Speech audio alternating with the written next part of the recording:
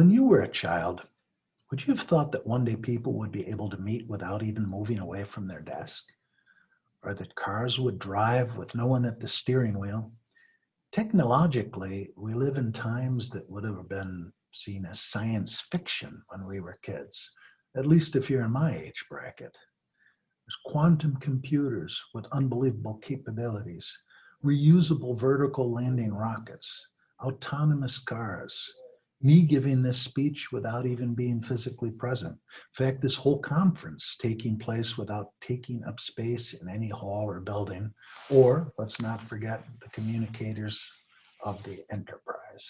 And just think, these guys aren't even 15 years old. Today, we couldn't imagine living without them.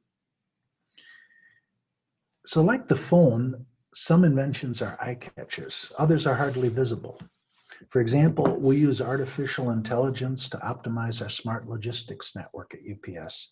It enables us to be more resistant to crisis and react quickly to changing circumstances, both particularly important this year. Because not everything thrilling at the moment is positive. We're in the midst of a global pandemic. It has forced us to rethink the mundane, shopping, traveling, or as we see today, giving a speech at a convention. But I'm happy I can talk to you today and that we can all join virtually, thanks to the technological developments mentioned earlier. This pandemic has changed a lot, including the mobility of goods.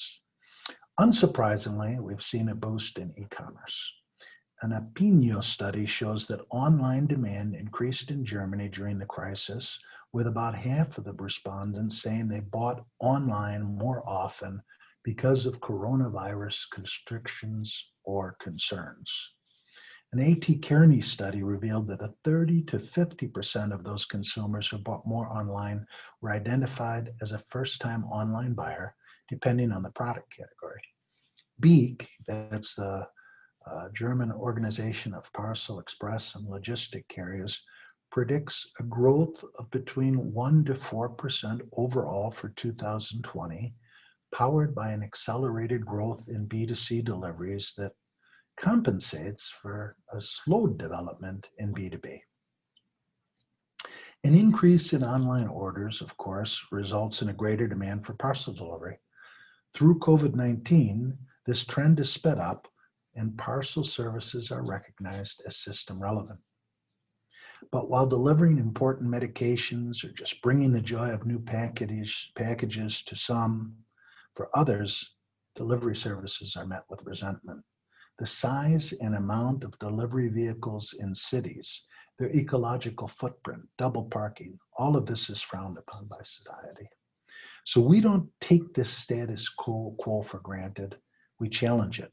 This is what we do at UPS. We invest in innovations that optimize how goods are delivered, because that's what logistics is all about, trying to achieve more with less, trying to consolidate the flow of goods. That's what logistics does. Seen in this light, sustainability is built right into our DNA.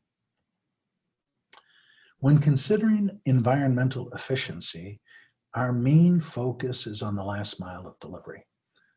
Already in 2012, UPS started to test making deliveries without using large diesel vehicles via our city logistics concept in Hamburg, Germany. Since then, throughout the center of the city, parcels have been delivered by foot, using dollies, or by e-bike from a mobile or stationary depot that is restocked every day.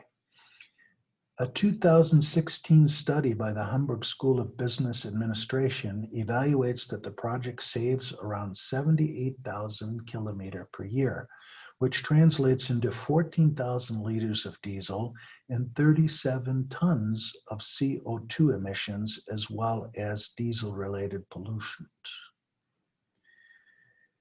Throughout Germany, we now use over 70 cargo bikes. Half of them are e-bikes. With our zero-emission bikes, we reduce emissions and congestions in several cities across the country, in addition to Hamburg, Munich, Cologne, and Frankfurt, among others. In Munich, we already supply about 2/3 of the Umweltzone by bike. So UPS City Logistics contributes to emission-free deliveries, reduces the amount of traffic, and takes up less space. Following great results, UPS is expanding this project. This solution is currently implemented in over 30 cities worldwide, including Dublin, Paris, and Portland, Oregon in the US. Another way to tackle the challenges of tomorrow is to invest in research. We run a diverse fleet of alternative fuel and advanced technology vehicles, constantly testing and evaluating how they perform. We call it our rolling laboratory. It operates in suburban, rural, and city center locations. This helps us to determine which alternative fuels and advanced technologies are best for which situation in the real world. With our feedback, manufacturers have improved their products. In Germany, we have been using e-vehicles since 2007. The first conversion of a diesel vehicle to an e-vehicle took place in 2010, and small fleets have since been subsequently deployed throughout Germany. Retrofitting our old diesel vehicles is ecologically sustainable in two aspects. The converted e-vehicles use sustainable fuels, and the conversion itself expands the lifespan of the delivery vehicle so that no new vehicle has to be produced and purchased. We currently have more than 100 purely electric 7.5-ton delivery vehicles in use in Germany, and lately we have also added 30 hybrid vehicles to our fleet. By the way, the size of our vehicles also plays a role in saving fuel. Large 7.5-ton vehicles, like the type you see here on the screen, can load more parcels, so we need less vehicles for our daily delivery routes, which in turn further protects the environment. Recently, we made another commitment to e-mobility. UPS invested in the startup Arrival that creates electric vehicle platforms and purpose-built vehicles. We've ordered 10,000 of its electric delivery vehicles purpose-built for us. And we do that because we're convinced that this technology will be a big part of the future of delivery. But keep in mind, there are no standard answers. The trick is to find the right solution for the right operational area and not to lose sight of the big picture so that a sustainable fleet design is achieved. To this day, the range of purely electric vehicles is still somewhat limited. This is why we're also testing the use of hybrid electric drives. These delivery vehicles can be run on diesel and thus have a higher range for longer distances. As soon as they enter a city, they switch to electric drive in order to cut emissions where it is needed most. And we are even testing how delivery can profit from autonomous vehicles with a pilot in Arizona. But why stay on the ground?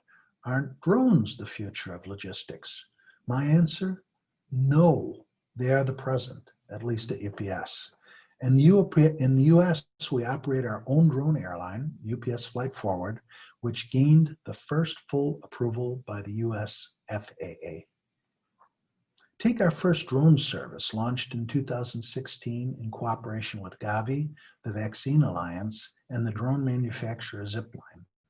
We partnered up and launched the world's first national-scale drone delivery service to bring life-saving blood to remote hospitals in Rwanda.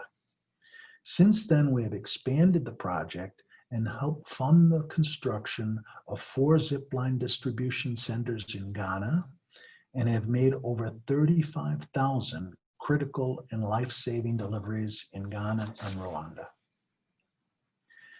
As I said before, these are thrilling times, times in which we are searching for new paths, be it by sending labs through the countryside, e-bikes through the cities, or drones up in the air, or be it by learning how to adjust to a virus we hadn't even heard of 1 year ago.